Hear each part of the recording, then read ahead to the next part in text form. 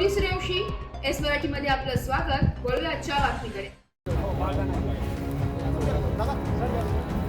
देवळा तालुक्यातील दहिवड येथे वन विभागाने लावलेल्या पिंजऱ्यात बिबट्या जेरबंद झालाय।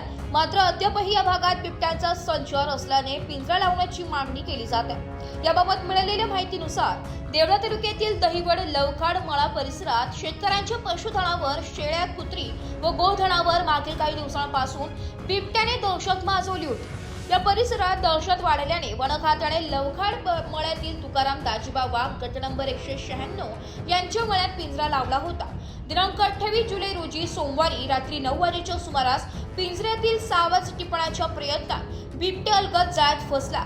यावेळी वन विभागाच्या वन परिक्षेत्र अधिकारी संतोष जाधव, वनपाल देविदास चौधरी यांच्या मार्गदर्शनाखाली वनरक्षक गंगाधर पवार, विजय पगार, नामदेव ठाकरे भदाणे आदींसह इतर कर्मचारी घटनास्थळी हजर होऊन नागरिकांना सावधतेचा व सुरक्षिततेच्या बाबत इशारा देऊन सदर बिबट्याला आपल्या ताब्यात घेतलाय।